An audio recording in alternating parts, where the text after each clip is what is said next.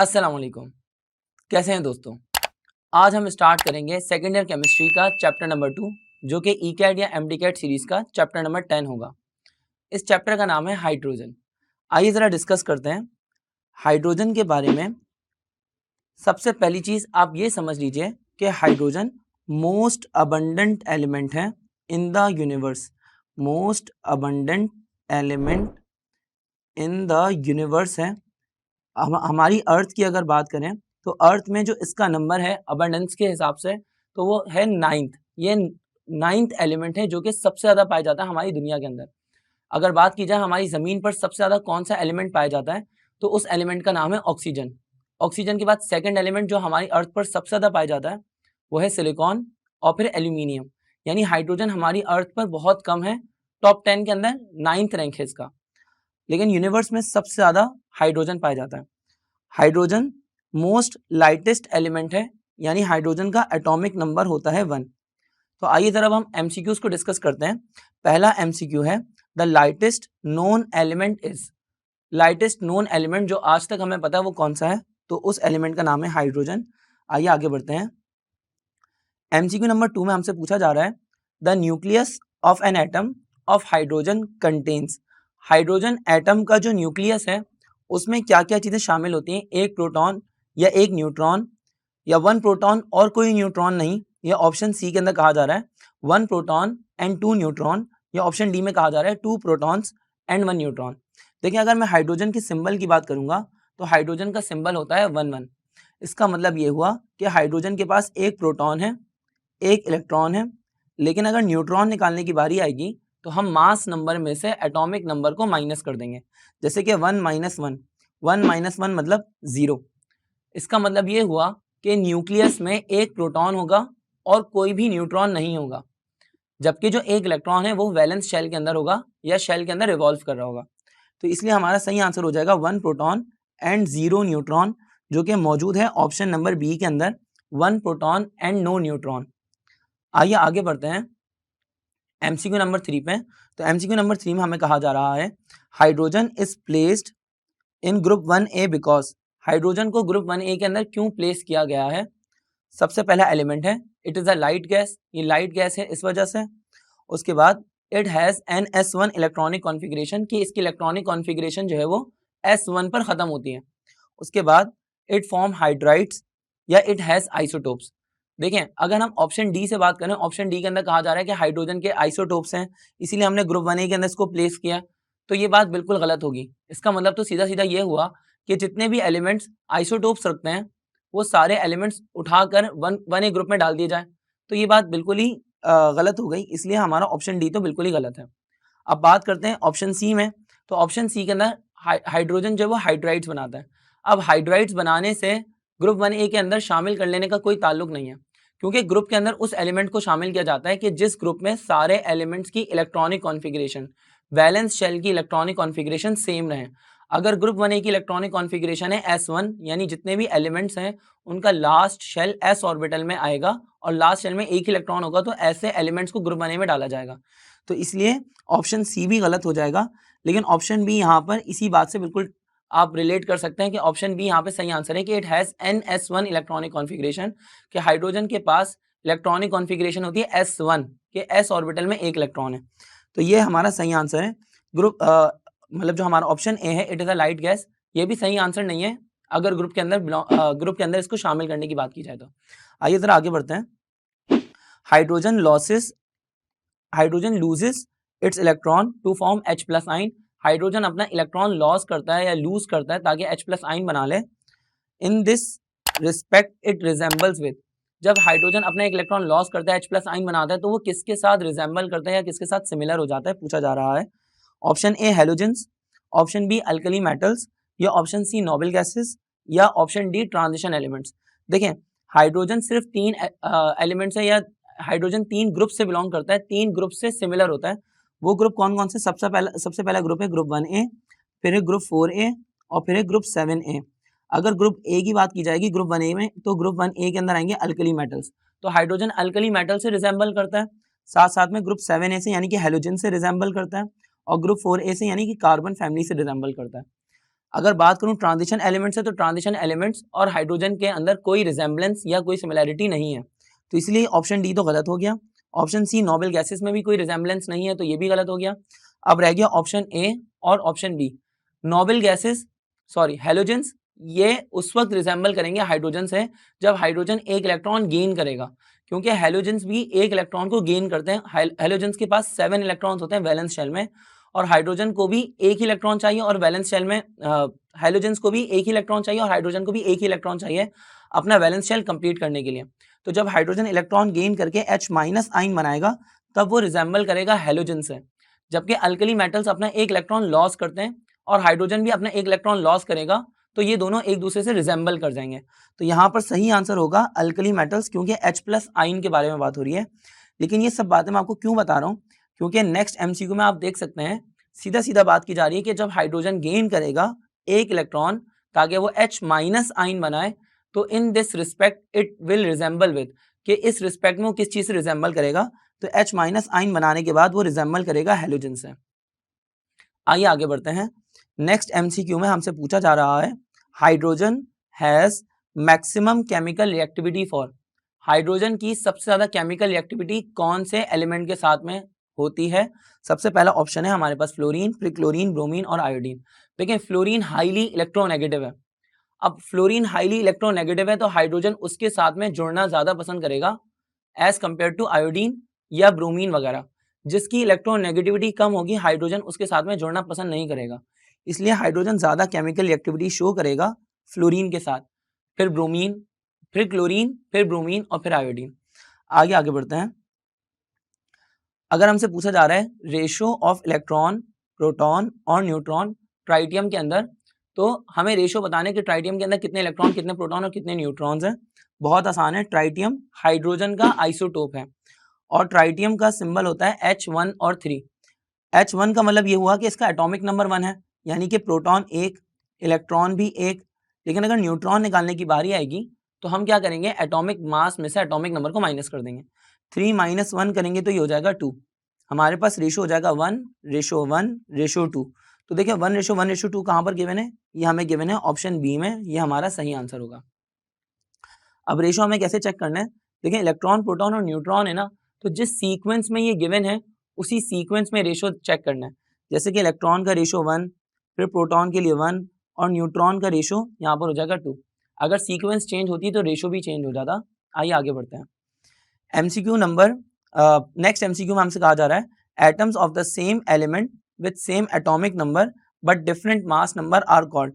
वो एलिमेंट्स जो कि सेम एटम्स जो कि सेम एलिमेंट से बिलोंग करते हैं, उनका एटॉमिक नंबर भी सेम है लेकिन मास नंबर डिफरेंट है, ऐसे एटम्स को या ऐसे एलिमेंट्स को क्या कहा जाता है, तो ऐसे एटम्स को कहा जाता है आइसोटोप्स। आइसोटोप्स वो एटम्स होते हैं जो कि सेम एलिमेंट से बिलोंग करते हैं लेकिन उनका एटॉमिक नंबर सेम होता है, मास नंबर डिफरेंट होता है। या आप इसको ये भी कह सकते हैं कि नंबर ऑफ इलेक्ट्रॉन या नंबर ऑफ प्रोटॉन सेम होते हैं और नंबर ऑफ न्यूट्रॉन्स डिफरेंट होते हैं, तो उन एटम्स को हम कहते हैं आइसोटोप्स। तो हमारा सही आंसर हो जाएगा यहाँ पे ऑप्शन बी आइसोटोप्स। एलोट्रॉप्स क्या होते हैं, एलोट्रॉप्स कोई भी सब्सटेंस या कोई भी एक एलिमेंट जो डिफरेंट फॉर्म में एग्जिस्ट करता है, क्रिस्टलाइन फॉर्म में या एमॉर्फस फॉर्म में, तो उन फॉर्म्स को हम कहते हैं एलोट्रॉप्स और इस फिनोमिना को कहते हैं हम एलोट्रॉपी। अब आगे बढ़ते हैं। हमसे नेक्स्ट MCQ के अंदर कहा जा रहा है, नेक्स्ट MCQ के अंदर हमसे कहा जा रहा है कि deuterium is also known as, deuterium को और क्या कहा जाता है, तो देखिए ड्यूट्रियम को कहा जाता है हैवी हाइड्रोजन।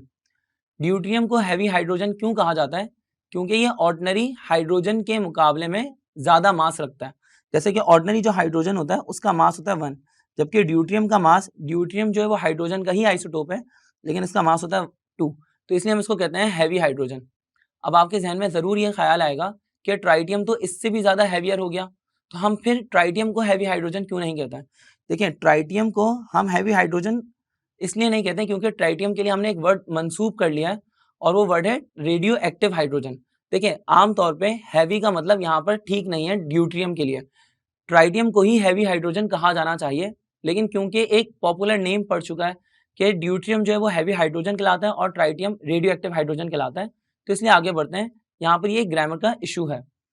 आगे बढ़ते हैं। हमसे कहा जा रहा है कि flame produced by atomic hydrogen torch gives a temperature between, वो फ्लेम जो कि एटॉमिक हाइड्रोजन टॉर्च प्रोड्यूस करता है, मतलब एक एटॉमिक हाइड्रोजन टॉर्च, अगर आपने इसका तस्करा ना सुना हो तो देखिए एटॉमिक हाइड्रोजन टॉर्च कैसे डेवलप होती है। हम नेसेंट हाइड्रोजन या एटॉमिक हाइड्रोजन प्रोड्यूस करते हैं और एटॉमिक हाइड्रोजन को अनस्टेबल हालत में रखते हैं और उससे एक टॉर्च फॉर्म करते हैं। अब ये टॉर्च से जो फ्लेम निकलता है वो फ्लेम बहुत ज़्यादा टेम्परेचर रखता है और हम उसको वेल्डिंग के लिए यूज़ करते हैं। अब इसका फ्लेम कितना होता है या क्या टेम्परेचर रखता है, तो वो फ्लेम बता रहे हैं कि कितना होगा, 4000 टू 5000 डिग्री सेंटीग्रेड।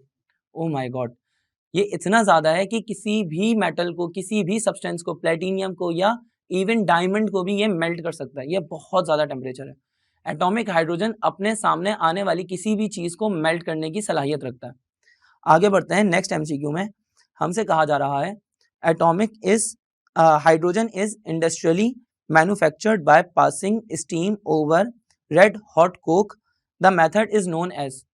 अब इस मेथड के अंदर क्या कहा जा रहा है कि कोक मतलब कोयला, और कोयले के ऊपर से जब स्टीम पास करवाई जाएगी तो हमारे पास हाइड्रोजन गैस प्रोड्यूस होगी। और इस मेथड को क्या कहा जाता है, तो इस मेथड को कहा जाता है बॉश प्रोसेस। अब इस मेथड में होता क्या है कि कार्बन स्टीम के साथ में रिएक्ट करता है और रिएक्ट करने के बाद कार्बन मोनोऑक्साइड गैस बनाता है और साथ में हाइड्रोजन गैस बनाता है। अब ये जो कार्बन मोनोऑक्साइड का और हाइड्रोजन गैस का जो मिक्सचर होता है, ये मिक्सचर कहलाता है वाटर गैस। फिर हम इस वाटर गैस की लिक्विफिकेशन करते हैं या हम इस वाटर गैस को हीट करते हैं और इसमें से हाइड्रोजन गैस को अलग करते हैं, वो एक अलग चीज़ है। प्रोसेस का नाम है बॉश प्रोसेस। आगे बढ़ते हैं। अब नेक्स्ट एमसीक्यू में हमसे कहा जा रहा है hydrogen at the time of its liberation is known as. जब हाइड्रोजन लिबरेट हो रही होती है उस टाइम पे उसका क्या नाम होता है, यानी उस वक्त जब हाइड्रोजन गैस लिबरेट हो रही होती है, निकल रही होती है, उस मौके पर हाइड्रोजन गैस को क्या कहा जाता है, तो इसका आंसर है नेसेंट हाइड्रोजन। नेसेंट हाइड्रोजन का क्या मतलब है, नेसेंट मतलब न्यूली बॉर्न। तो वो हाइड्रोजन जो अभी अभी प्रोड्यूस हुई है, ऐसी हाइड्रोजन को कहा जाता है नेसेंट हाइड्रोजन। आगे बढ़ते हैं। नेक्स्ट एमसीक्यू में हमसे कहा जा रहा है the hydrogen obtained by the dissociation of molecular hydrogen is called. वो हाइड्रोजन जो कि मॉलिक्यूलर हाइड्रोजन की डिसोसिएशन की वजह से प्रोड्यूस होती है, यानी कि मॉलिक्यूलर हाइड्रोजन को जब हम ब्रेक करते हैं, तोड़ते हैं, तो हमारे पास जो हाइड्रोजन प्रोड्यूस होती है उस हाइड्रोजन को क्या कहा जाता है। तो देखें, मॉलिक्यूलर हाइड्रोजन मतलब H2, और जब इसको ब्रेक करेंगे तो ये कन्वर्ट हो जाएगा 2H के अंदर। अब ये जो हाइड्रोजन प्रोड्यूस हुई है, इस हाइड्रोजन को हम लोग नेसेंट हाइड्रोजन नहीं कहते, हम इसको कहते हैं एटॉमिक हाइड्रोजन। एटॉमिक हाइड्रोजन और नेसेंट हाइड्रोजन एक जैसी प्रॉपर्टीज रखते हैं, बस फर्क क्या है, आप किसी एक ऐसे कंपाउंड को ब्रेक करें कि जिस कंपाउंड में हाइड्रोजन मौजूद हो और उस कंपाउंड से जो हाइड्रोजन प्रोड्यूस होगी टूटने के बाद, तो उस हाइड्रोजन को कहा जाएगा नेसेंट हाइड्रोजन। लेकिन अगर आपने मॉलिक्यूलर हाइड्रोजन को ही तोड़ा या मॉलिक्यूलर हाइड्रोजन को ही डिकम्पोज किया और डिकम्पोज करने के बाद जो हाइड्रोजन प्रोड्यूस हुई, उस हाइड्रोजन को हम लोग कहते हैं एटॉमिक हाइड्रोजन। केमिकल प्रॉपर्टीज या फिजिकल प्रॉपर्टीज दोनों की तकरीबन एक ही जैसी होती हैं, बस नाम का डिफरेंस है। थोड़े बहुत और डिफरेंसेस भी हैं, लेकिन हम यहाँ पे वो डिस्कस नहीं करेंगे। तो हमारे पास ये मॉलिक्यूलर हाइड्रोजन से टूटने वाली हाइड्रोजन को कहा जाएगा एटॉमिक हाइड्रोजन। हमारा सही आंसर हो जाएगा एटॉमिक हाइड्रोजन, ऑप्शन बी। आगे बढ़ते हैं नेक्स्ट एमसीक्यू पे। नेक्स्ट एमसीक्यू में हमसे कहा जा रहा है which of the following statement is not correct. इनमें कौन सी स्टेटमेंट ठीक नहीं है। When sodium is placed in a beaker of water. जब सोडियम को पानी के अंदर प्लेस किया जाएगा तो कौन सी स्टेटमेंट ये चार ऑप्शंस में से ठीक नहीं है। सबसे पहले एक काम करते हैं, इस इक्वेशन को समझते हैं। इस इक्वेशन में होगा क्या कि सोडियम को जब आपने वाटर के साथ में रिएक्ट करवाया, तो इक्वेशन को पहले बैलेंस कर लेते हैं। सोडियम के हमने 2 मोल्स ले लिए और वाटर के भी 2 मोल्स ले लिए। जब आप सोडियम को वाटर के साथ में रिएक्ट करवाएंगे तो हमारे पास फॉर्म हो जाएगा सोडियम हाइड्रोक्साइड और साथ साथ में हाइड्रोजन गैस भी लिबरेट होगी। यहाँ तक तो ठीक है। अब ये हाइड्रोजन गैस जो लिबरेट हो रही थी, ये हाइड्रोजन गैस फायर कैच कर लेगी और आग पकड़ लेगी, जिससे आपको लगेगा कि पानी में आग लग गई है। हाँ भाई, मजाक नहीं कर रहा, सीरियसली पानी में आग लग जाएगी। तो अब आप एक काम करो, अगर आपको ये चीज़ ना समझ आए तो आप यूट्यूब पर जाओ और वहाँ पर सोडियम का रिएक्शन पानी के साथ में किसी भी जगह पे सर्च कर लो, तो आपको देखकर बहुत अच्छा लगेगा। बहरहाल हमें इतना समझ में आ गया कि जब सोडियम को वाटर के अंदर ऐड किया जाएगा तो पानी में आग लग जाएगी। तो अब ये रिएक्शन हो जाएगा एक्सोथर्मिक। अब एक्सोथर्मिक होगा तो आइए जरा ऑप्शन पे गौर करते हैं, कौन सा ऑप्शन ठीक हो सकता है। सबसे पहला ऑप्शन है कि hydrogen gas is produce, hydrogen gas produce होगी। पहला ही ऑप्शन ठीक है, तो पहला ऑप्शन तो ठीक हो गया। आगे बढ़ते हैं। वाटर पे लिखा हुआ है द वाटर बिकम्स वार्मर, पानी गर्म हो जाएगा। नहीं, ये बात गलत है। देखें, ये रिएक्शन एक्सोथर्मिक है ना, तो पानी में शुरू में आग लगेगी, लेकिन उसके बाद क्या होगा कि पानी से हीट निकल के रिलीज होगी और सराउंडिंग में चली जाएगी। और ज़रा सी देर के बाद वो पानी पूरा ठंडा हो जाएगा, क्योंकि सारी हाइड्रोजन गैस जिसने आग पकड़ी थी वो सारी की सारी हीट रिलीज कर चुकी होगी सराउंडिंग के अंदर, तो सिस्टम का टेम्परेचर गिर जाएगा। जब सिस्टम का टेम्परेचर गिर जाएगा तो सही आंसर होगा कि वाटर बिकम्स कोल्ड। तो यहाँ पर ऑप्शन बी रॉन्ग ऑप्शन है। ऑप्शन सी के अंदर लिखा हुआ है कि sodium disappears after some time, थोड़े टाइम के बाद सोडियम डिसअपियर हो जाएगा। ठीक है, सोडियम डिसअपियर कह सकते हैं कि हो जाएगा, लेकिन सोडियम हाइड्रोक्साइड की फॉर्म में मौजूद रहेगा। तो पूरी बात नहीं है यहाँ पे, पूरा पूरा क्लियर तरीके से नहीं बताया गया, तो इसलिए ऑप्शन सी भी ठीक आंसर नहीं है। और अब बात करें कि water becomes acidic, option D के अंदर कहा जा रहा है। देखिए हमारे पास वाटर के साथ में जब उसको रिएक्ट करवाया तो सोडियम हाइड्रोक्साइड फॉर्म हुआ, और सोडियम हाइड्रोक्साइड तो बेस है। जब सोडियम हाइड्रोक्साइड बेस है तो इसका मतलब कि सोल्यूशन बेसिक हो जाएगा, नॉट एसिडिक। तो इसलिए हमारा सही आंसर ऑप्शन ए ही है, ऑप्शन डी भी रॉन्ग ऑप्शन हो जाएगा। आइए आगे बढ़ते हैं। हमसे कहा जा रहा है नेक्स्ट एमसीक्यू में, a hydride ion and helium atom, एक हाइड्राइड आयन यानी कि H- और helium atom have the same, इनके दरमियान में क्या चीज कॉमन है, क्या चीज सेम है, हमें बताना है। देखिए H- आयन और हीलियम एटम के दरमियान में क्या चीज कॉमन है, जरा सोचें। हाइड्रोजन के पास एक इलेक्ट्रॉन था, अब उसने एक इलेक्ट्रॉन और गेन कर लिया, तो टोटल उसके पास 2 इलेक्ट्रॉन हो गए। जबकि हीलियम के पास पहले भी 2 इलेक्ट्रॉन्स थे, और हीलियम तो इलेक्ट्रॉन गेन करता भी नहीं है, तो हीलियम के पास अभी भी 2 इलेक्ट्रॉन ही हैं, क्योंकि हीलियम का एटम है, तो दोनों के पास 2-2 इलेक्ट्रॉन्स कॉमन होंगे। तो हमारा सही आंसर हो जाएगा नंबर ऑफ प्रोटॉन्स इनके पास, नंबर ऑफ इलेक्ट्रॉन्स इनके पास कॉमन है। Option B is the right answer. अब ऑप्शन ए इसलिए गलत है क्योंकि हाइड्रोजन के पास एक ही प्रोटॉन है, उसने इलेक्ट्रॉन गेन किया, उसने प्रोटॉन गेन नहीं किया। तो हाइड्रोजन के पास एक प्रोटॉन है, हीलियम के पास 2 प्रोटॉन है, इसीलिए ऑप्शन ए रॉन्ग ऑप्शन हो जाएगा। और ऑप्शन सी के अंदर कहा जा रहा है नंबर ऑफ न्यूट्रॉन्स। देखिए हीलियम के पास 2 न्यूट्रॉन होते हैं, हीलियम के पास 2 न्यूट्रॉन होते हैं, लेकिन हाइड्रोजन के पास 0 न्यूट्रॉन होते हैं। तो हाइड्राइड आयन के पास भी 0 न्यूट्रॉन ही होंगे, तो इसलिए नंबर ऑफ न्यूट्रॉन वाला ऑप्शन भी गलत है। वैलेंसी का चक्कर भी यहाँ पे गलत है, क्योंकि हीलियम जो है ना वो किसी भी चीज के साथ में बॉन्ड नहीं बनाता, वो डुप्लेट रूल को फॉलो करता है, उसका वैलेंस शेल कंप्लीट है, उसकी वैलेंसी है 0, जबकि हाइड्रोजन की वैलेंसी है +-1 और कभी कभी 0 भी शो करता है, तो बहरहाल कॉमन नहीं है, तो इसलिए वैलेंसी वाला ऑप्शन भी गलत है। अब बात करते हैं नेक्स्ट एमसीक्यू की। नेक्स्ट एमसीक्यू में हमसे कहा जा रहा है the valence shell of hydrogen is half filled like, hydrogen का वैलेंस शेल आधा भरा हुआ है। अब ये किस किस चीज से रिजेंबल कर रहा है, ये हमें बताना है। देखें ग्रुप 4A के एलिमेंट से रिजेंबल करता है हाइड्रोजन, ग्रुप 1 से और ग्रुप 7 से। तो ग्रुप 1 और ग्रुप 7 के बारे में हम पढ़ चुके हैं ऊपर, इसी वीडियो के अंदर ऊपर टॉप पे आपको मिल जाएगा। अब हमारे पास हाइड्रोजन अगर ग्रुप 4 से बिलोंग करता है, ग्रुप 4 से सिमिलर होता है, तो कैसे सिमिलर होता है देखें। ग्रुप 4 के पास 4 इलेक्ट्रॉन्स हैं, ग्रुप 4A में जितने भी एलिमेंट्स हैं उन सबके पास 4 इलेक्ट्रॉन है, और ऑक्टेट रूल के हिसाब से 8 होने चाहिए, तो 8 का हाफ कर लें तो बन जाएगा 4। जबकि हाइड्रोजन के पास एक इलेक्ट्रॉन होता है, और हाइड्रोजन फॉलो करता है डुप्लेट रूल, यानी कि हाइड्रोजन के पास 2 इलेक्ट्रॉन हो आ जाएंगे तो वो स्टेबल हो जाएगा। अब 2 नहीं है उसके पास, एक मौजूद है, तो इसका मतलब हाफ, यानी कि ग्रुप 4A भी हाफ फिल्ड है और ग्रुप 1A भी या हाइड्रोजन भी हाफ फिल्ड है। ग्रुप 1A नहीं सॉरी, हाइड्रोजन और ग्रुप 4A दोनों हाफ फिल्ड हैं, तो इसलिए ये एक दूसरे के साथ रिजेंबल कर सकते हैं हाफ फिल्ड इलेक्ट्रॉन्स की तरह से, हाफ फिल्ड इलेक्ट्रॉन्स मौजूद होने के बाद। तो हमारा सही आंसर हो जाएगा मेंबर्स ऑफ ग्रुप 4A। मेरा ख्याल है कि आपको ये वाली बात समझ आ गई होगी, तो आगे बढ़ते हैं। नेक्स्ट एमसीक्यू में हमसे कहा जा रहा है when electricity is passed through water containing a little acid it liberates hydrogen which is collected at. देखें हाइड्रोजन गैस जहां पर कलेक्ट होगी उस प्लेट का नाम पूछा जा रहा है कि जब इलेक्ट्रिसिटी यानी बिजली पास करवाई जाएगी पानी के अंदर से, उस पानी में थोड़ा बहुत एसिड शामिल है, तो हाइड्रोजन कहाँ पे लिबरेट होगा, वगैरह वगैरह। देखिए बहुत आसान है, आप हाइड्रोजन को डिसोसिएट कर दें, और हाइड्रोजन को डिसोसिएट करने के बाद देखें वो कौन सा आयन फॉर्म कर रहा है, तो जो आयन फॉर्म करेगा उसी की रिस्पेक्टिव प्लेट पे चला जाएगा। देखें अगर मैं वाटर की बात करूंगा तो हमारे पास H2O ब्रेक डाउन हो जाएगा 2H+ और O-2 के अंदर। देखें अब हाइड्रोजन फॉर्म करे कैटाइन, क्योंकि इसके ऊपर पॉजिटिव चार्ज है, तो कैटाइन कहाँ पे मूव कर जाएगा, कैथोड पे, तो हाइड्रोजन गैस लिबरेट होगी कैथोड के ऊपर, ये हमारा सही आंसर है। ऑक्सीजन लिबरेट होगी एनोड पर। ठीक है आगे बढ़ते हैं। हमसे कहा जा रहा है नेक्स्ट एमसीक्यू में the ability of a substance to remove oxygen from a compound is called. एक सब्सटेंस की एबिलिटी के उसमें से ऑक्सीजन को रिमूव करना है, ऑक्सीजन को हटाना है, तो इस एबिलिटी को क्या कहा जाता है, इस एबिलिटी को कहा जाता है रिडक्शन। और हम ये वीडियो नंबर जो हमारी चैप्टर नंबर 7 की वीडियोस थी उसमें हम डिस्कस कर चुके हैं। आपने अभी तक वो वीडियोस नहीं देखी होंगी, प्लेलिस्ट में जाएं, नीचे डिस्क्रिप्शन के अंदर लिंक मौजूद है, लिंक पे जाके प्लेलिस्ट पे जाके सबसे पहले वो वीडियोस देख लीजिए ताकि आपको नेक्स्ट आने वाली वीडियोस के बारे में पता लगता रहे और आपकी तैयारी बहुत अच्छी हो जाए। आइए आगे बढ़ते हैं। तो हमारा सही आंसर हो जाएगा यहाँ पर रिडक्शन। अब आगे बढ़ते हैं। नेक्स्ट एमसीक्यू हमसे कहा जा रहा है कि hydrogen can be prepared by collecting cold water with.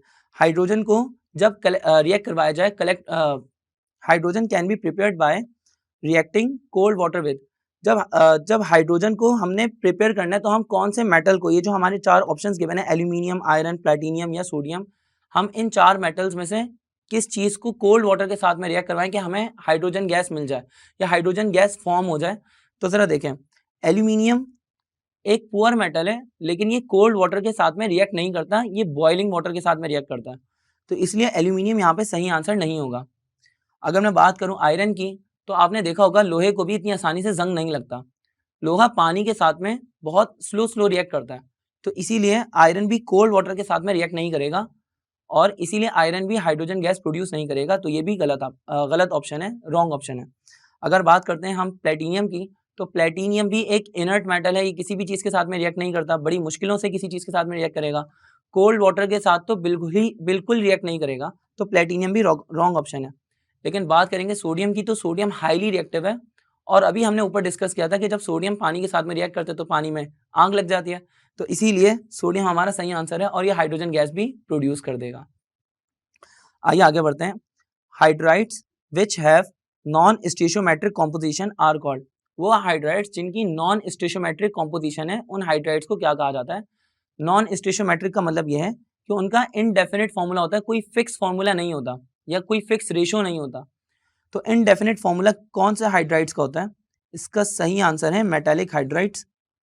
Indefinite formula होता है मेटालिक हाइड्राइड्स का।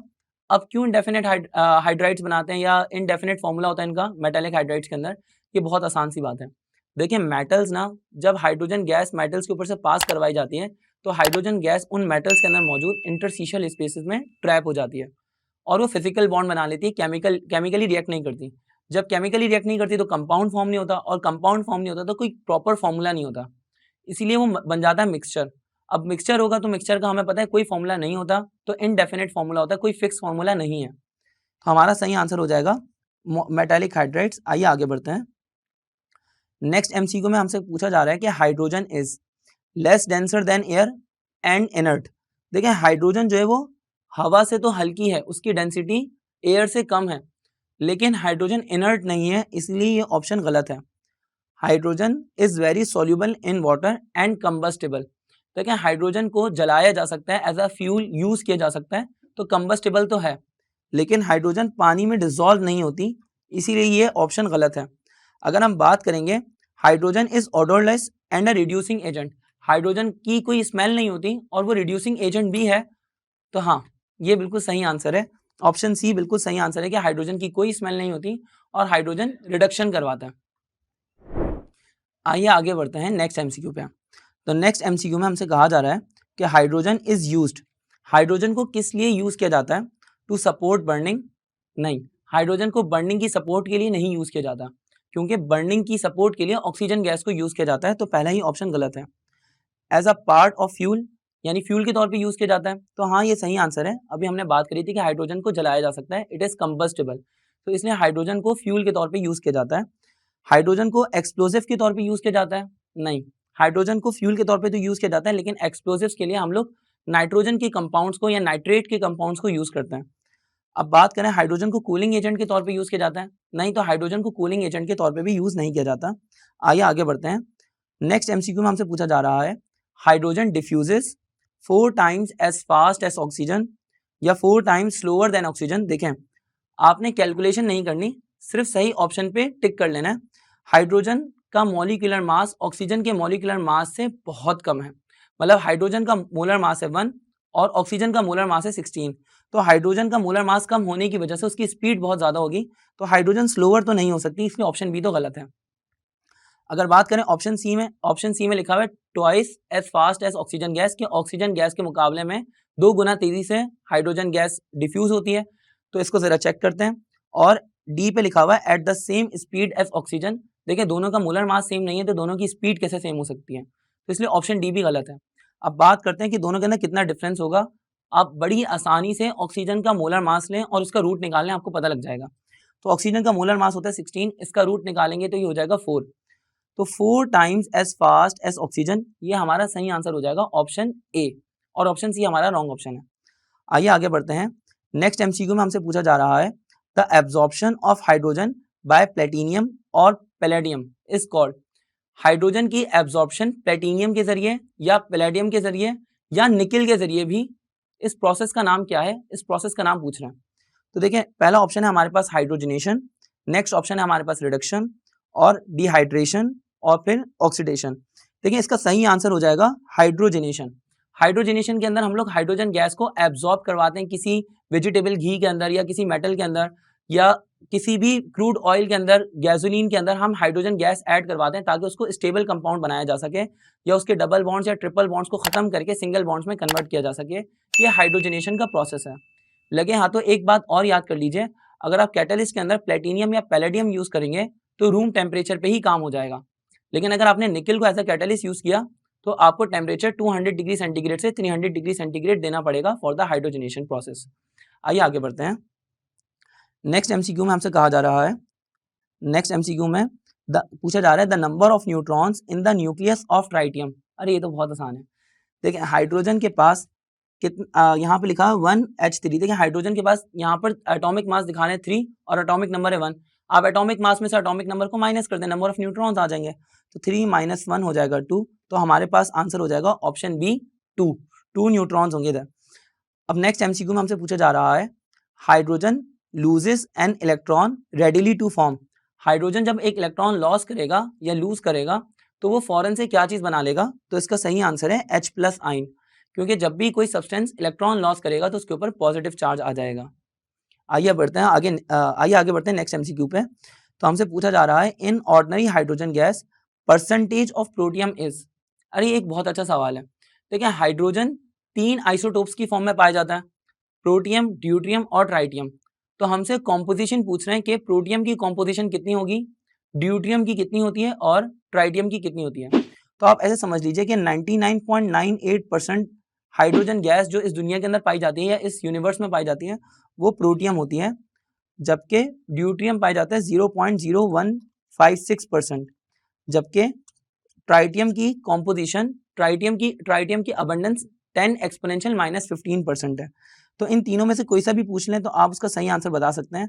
यहाँ पर हमसे प्रोटियम की अबंडेंस पूछी जा रही है, तो प्रोटियम की अबंडेंस हो जाएगी 99.98%। और आगे बढ़ते हैं, हमारे पास नेक्स्ट एमसीक्यू में लिखा है binary compound of hydrogen with transition elements are called.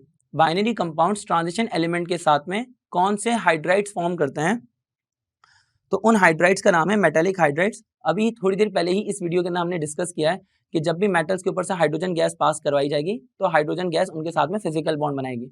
अब हाइड्रोजन गैस का फिजिकल बॉन्ड होगा तो ऐसे हाइड्राइड्स को कहा जाएगा मेटेलिक हाइड्राइड्स। आगे बढ़ते हैं। नेक्स्ट एमसीक्यू में हमसे पूछा जा रहा है hydrides which have salt like character are called. वो हाइड्राइड्स जो कि नमक के जैसा कैरेक्टर रखते हैं यानी कि सॉल्ट लाइक होते हैं, तो उन हाइड्राइड्स को क्या कहा जाता है। देखिए ऐसे हाइड्राइड्स जो कि नमक के तरीके से होते हैं, यानी कि उनको पानी के अंदर डिसॉल्व करो तो डिसोसिएट हो जाएंगे, इलेक्ट्रिसिटी कंडक्ट करेंगे जब मॉल्टन स्टेट में होंगे या सोल्यूशन की फॉर्म में होंगे, तो ऐसे हाइड्राइड्स को कहा जाता है आयोनिक सॉल्ट्स, आयोनिक हाइड्राइड्स। तो हमारा सही आंसर हो जाएगा ऑप्शन ए। और लास्ट एमसीक्यू में हमसे पूछा जा रहा है when edible oil is heated along with hydrogen gas in the presence of निकल catalyst it is solidified, this process is called. अरे ये तो वही प्रोसेस है जो अभी हमने डिस्कस किया था कि जब वेजिटेबल घी के ऊपर से हाइड्रोजन गैस को पास करेंगे तो हाइड्रोजन गैस को पास करने के बाद इन द प्रेजेंस ऑफ निकल कैटलिस्ट, जब हाइड्रोजन गैस को पास करेंगे तो ये प्रोसेस क्या कहलाएगा, ये प्रोसेस कहलाएगा हाइड्रोजनेशन। और ये प्रोसेस सिर्फ वेजिटेबल घी के साथ में लिंक नहीं है, ये मेटल्स के साथ में, क्रूड ऑयल के साथ में या किसी भी ऐसे अल्कीन या अल्काइन के साथ में लिंक्ड है जिसको स्टेबल करके अल्केन्स के अंदर कन्वर्ट करना हो। तो हमारा सही आंसर हो जाएगा यहाँ पर हाइड्रोजनेशन। आई होप कि आपको चैप्टर नंबर 10 के जो हाइड्रोजन के एमसीक्यूज हैं ये आपको पसंद आए होंगे। अगर हमारी वीडियो आपको पसंद आई तो चैनल को सब्सक्राइब कर दीजिए और वीडियो को लाइक कर दीजिए, बेल आइकन को भी प्रेस कर दीजिए। अपना ख्याल रखें, मिलते हैं नेक्स्ट वीडियो में। अल्लाह हाफिज़।